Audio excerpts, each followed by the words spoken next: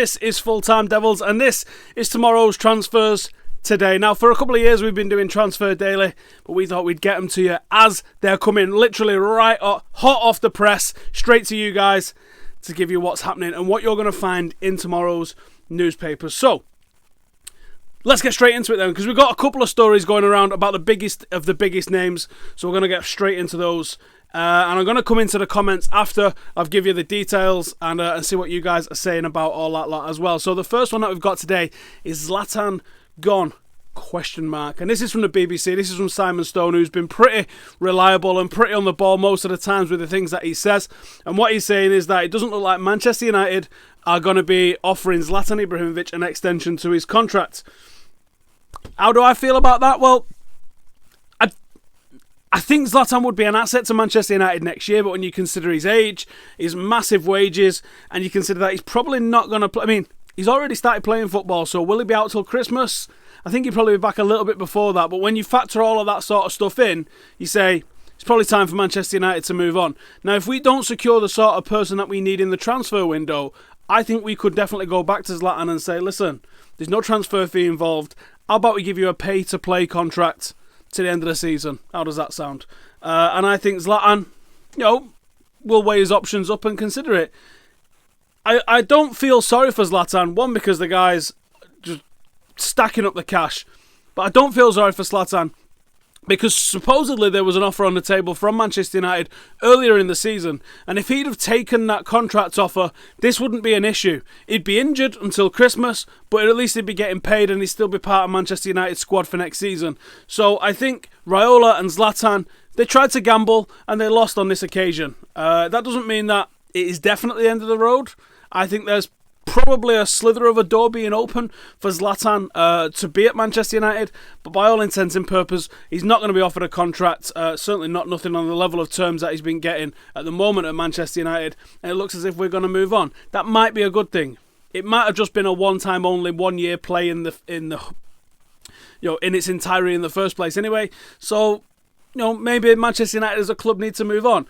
The rumours that I'm hearing about players that Mourinho's lining up tells me that he's still thinking on this, get the experienced heads in. Maybe that's just to make us successful in the league, but I still think that to honour Manchester United's heritage, he needs to be making stars rather than buying 28, 29, 30-year-olds from elsewhere around Europe. But ultimately, last season and even this season, the number one job for Jose Mourinho is to make Manchester United successful. So, that brings us on to our next one, and it's in the Metro. But let's face it, they're not the only ones going with it. There's everybody talking about this one, and that's Andrea Belotti. Now, United are supposedly in for the guy, and the money that we was told that we would have to be playing was like the 80 million sort of mark, which is ludicrous. Whereas I've seen that AC Milan might only have to pay about 39 million. So what is it? Why is there two different fees for two different clubs? Is it just rhubarb? So what they're saying in the Metro is that United are going to be in for talks with him after AC Milan saw a bid rejected for him yesterday. Now, if AC Milan have been there and they've had a bid rejected, that tells me that it's probably going to be ongoing negotiations, and I think that Belotti is probably going to end up staying at AC Milan. I do think this is the sort of transfer that you see, Sam said it on the top 10 transfers, so go check that out as well if you want to see what transfer targets some of us lot and Sam reckon that we're going to be in for this season. And I think he's absolutely bang on. Players don't generally travel from Torino to a Champions League club or abroad to a team like Manchester United. They generally go from Torino to a Juventus or an AC Milan or an Inter Milan within Italy, and then potentially they move on afterwards. So I think there's probably something in that. I think Belotti will stay in Serie A. I think United are looking at other targets. I think that main target is Morata, but we're not going to talk about Morata just now because we are going to talk about Wayne Rooney. Now, there's no quote come out for this. All that's come out really is that Wayne Rooney doesn't want to be taking a pay cut. So this one's in the Mail. It was also reported in the Express yesterday, and it's all of that. But there's no quote from the player. So I don't know how this has come out, because everyone's picked up on it, so there's got to be some truth to it, if not the whole truth to this. So, supposedly Wayne Rooney doesn't want to take a pay cut to stay in the Premier League, which for me leaves the option of China and the MLS open. A lot of people are saying MLS can't afford him. I thought there was something where the league actually puts in for a player as well, so that potentially could be an option, although I could be wrong on that one. And obviously China's just stacking up the cash for anybody, and Wayne Rooney would be a massive coup for them. With the whole family thing that's going on with his missus and how close they like to be with her family, I think it makes China more unrealistic, but not necessarily ruling it out completely, especially if it's for 1 year and it's just literally to stack that cash up. I don't think Wayne Rooney would be value for money for somebody like Everton to come in with the sort of money that he's going to demand. I mean, they've struggled to be able to offer $100,000 a week to Ross Barkley. Rooney's going to want 2 to 3 times that. And are you going to get as much product as you get out of Ross Barkley in Wayne Rooney for a whole season? To be honest, I don't think so. From a PR perspective and from a sponsorship perspective, he still carries a massive name with a massive amount of weight behind it. But are you going to get tangible product on a pitch? I'm going to have to say no. Right, let's see what you guys are saying in the old comments, if they come up. Wayne Rooney should go to MLS, says Alan. I think he would probably do all right in the MLS. I think it's a little bit slower. I think going to China at the moment, there's no coverage anywhere around the world of China, so I think going to the MLS would still probably be a good one. Paul Lucas says Seedorf was fitter than Rooney. Rooney did look really poor in that testimonial, certainly a lot poorer than some of the players that have retired for a long time around him. Ramsey says keep Rooney. Do I think we need another midfielder, says Yashwanth. I do think we need another midfielder, a first choice one especially. Morata talks. Yes, there has been Morata talks. He has an excellent strike rate, but he does only tend to play against the smaller teams. Can't really make a comment on how he does against the bigger teams because he just doesn't play against the bigger teams. He's not a favoured option for Real Madrid in those. And I think the money that they're talking for a second choice striker, which is essentially what the guy is, regardless of potential, he's not their first choice striker. The money that they're talking about, when they're only valuing David De Gea around about 60 million, is absolutely ludicrous for me. Zlatan injured, he's gone, says Aaron. I'm not sure that's the open and shut case to it, mate. I think there's a potential. If Zlatan, while he's still a free agent, hasn't gone to another club, and who's going to sign him while he's still injured without proving his fitness? I don't think there's many, if I'm being completely honest. If Zlatan hasn't got a club, and Manchester United make some good signings this summer, and Jose Mourinho phones him up and says, listen, back end of the season, just be a part of the squad, you might pick up some medals. I think the chance to win a Premier League title to add to his collection, and who knows what we could do in Europe next year, depending on the signings. I think the pull of that would be greater than the pull of just going to America for the sake of going to America. I think someone of Zlatan's ability and someone of Zlatan's level and the way he thinks, I think winning the Premier League in Manchester with Manchester United, if that's an option, if that looks even close to being likely around Christmas, he might take a gamble and say, yeah, give me a pay to play. Because the medal might... think about it, right? Zlatan doesn't need money. You're not going to entice him by paying him. I think medals is what would attract Zlatan. And I think if by the time he's getting fit, if Manchester United are in the hunt, he might go, do you know what? Let's have a look. Shane says, I don't want Morata, he's not Manchester United quality. I'm not going to say he's not Manchester United quality, I'm just going to say he's massively unproven for the money that's being flung around for him. I mean, Paul Pogba was in the FIFA Pro World 11, and we paid 89 million for him, and people lost their minds. And now we're talking about Real Madrid's reserve centre-forward for 10 million less than that.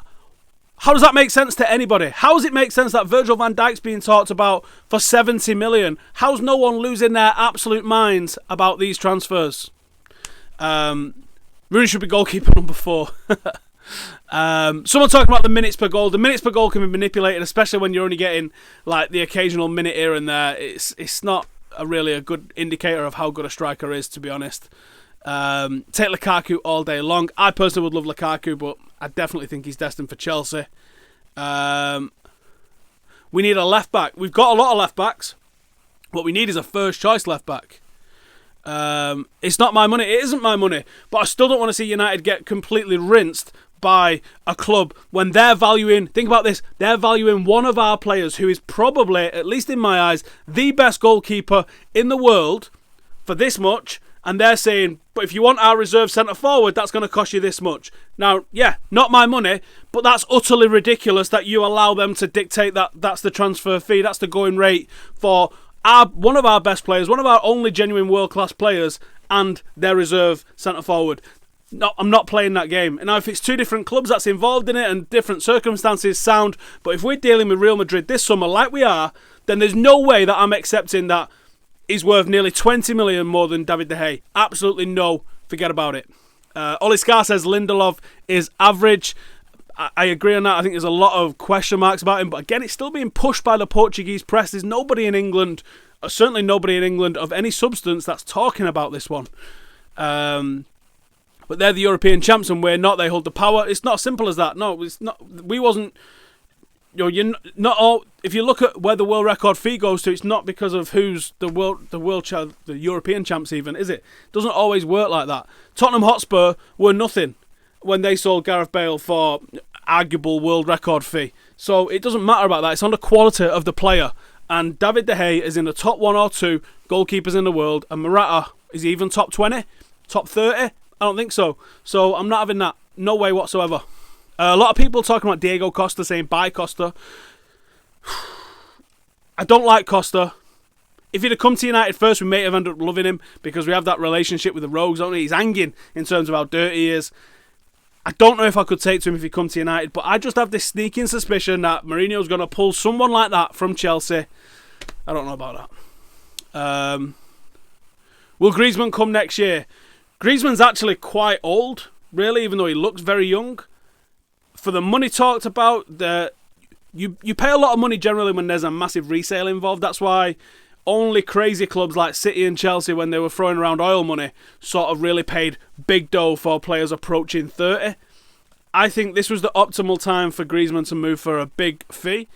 I don't think he can go for as much next summer at all because of his age.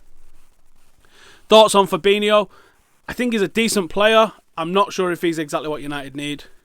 Griezmann's 25, is someone saying. I don't think he's 25. I think he's older than that. Let me just have a look.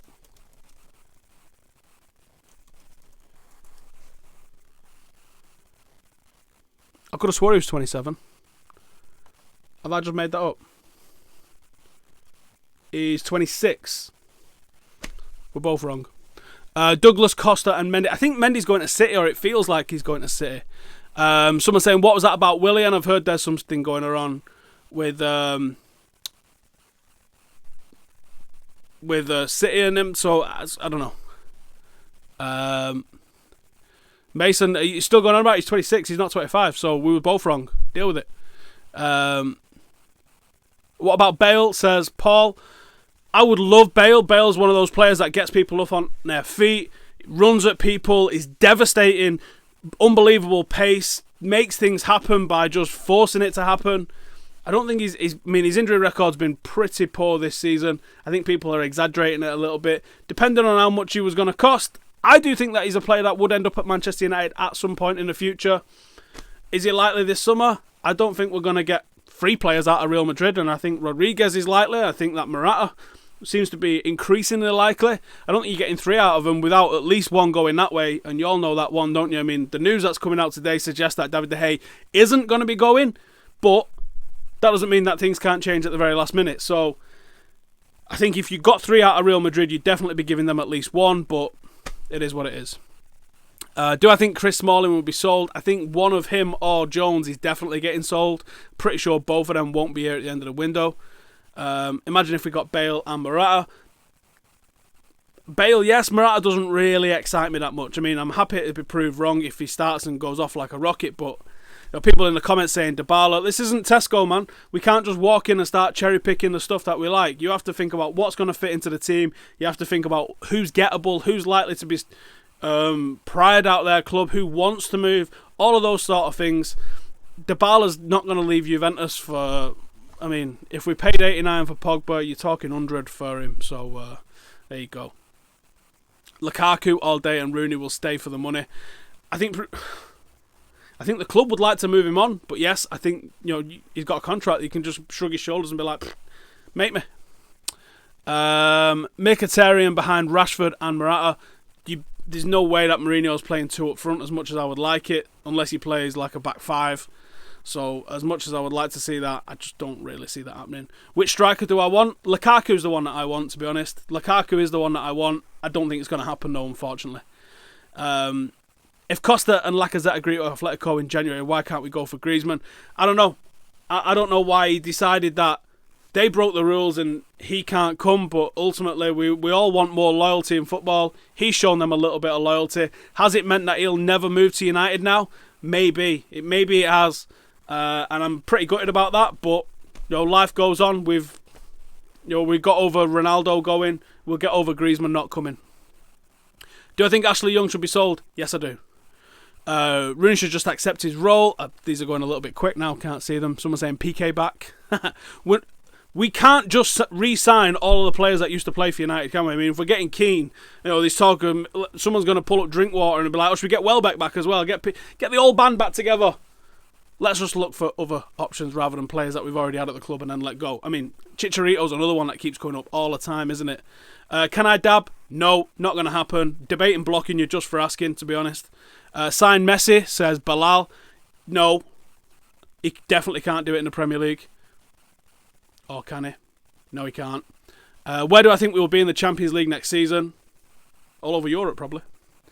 Alexis Sanchez, someone says. We've just no comment about it, just writing names in there, which is very rude, and I don't know what they're supposed to do about that. I mean, are we thinking that he wants to be elected in this election, or are we thinking that he would like to be a player that we sign, or is that somebody else that's going to sign him? Please put a question. Don't just write a player's name. Buy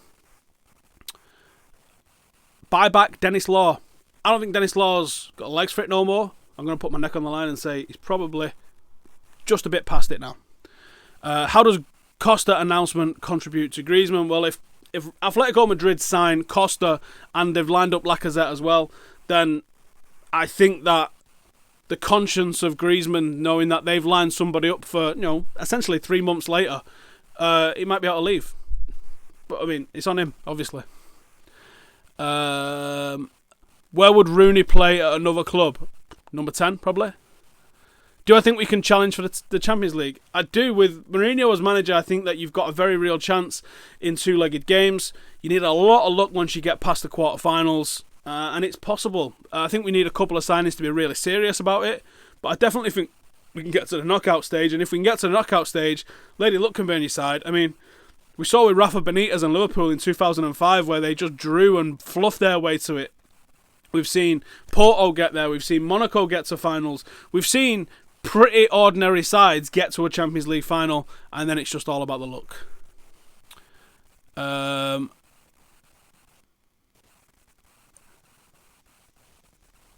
Will we live stream the released players in the morning? I don't know, actually. I think we'll be doing something on there. Should we sign a defender? I'm sure we will sign a defender. How do I feel about Benzema? I think he's a good footballer. I don't know how old he is, actually, but is he on the cards for leaving? I don't know. Laporte from Bilbao. I don't think so. So I'm saying we light years away. Get real. Now, here's the thing. I didn't say Manchester United are the best team in the Champions League, did I? But as you've seen with Leicester, as you've seen multiple times, including those with Jose Mourinho as manager, the best team does not always win. I think the last couple of years, the best team has actually won, but the best team doesn't always win the Champions League. That's the only point I'm making. I'm saying that United are a few players away, but with Jose Mourinho, I think he can get through knockout stages, and certainly two-legged knockout stages, and you just need a lot of luck. You need a lot of luck. It's as simple as that. I mean, United was arguably better in 2009 than we was in 2008, and we lost to Barcelona. We was arguably better again in 2010, and we just crashed out. There's been times, 2001, I think, where we was a phenomenal side. Nowhere near it. You need a lot of luck. You need a lot of luck to win the Champions League. A lot of luck. So, I don't think we're a million miles away from being a team that can compete in the knockout stages. To call ourselves the best team in Europe, yeah, we are a million miles away. But like I said, the best team doesn't always win it. I think that'll do for tonight. So thank you guys for joining us. We'll be back again tomorrow with whatever we're back with. So just keep it locked. Make sure you hit the little bell down below and get notification anytime that we go live. I'm sure we'll be doing something around the all the released players. I'm sure Zlatan's name's going to be on that list as well. So thank you guys for watching. See you later.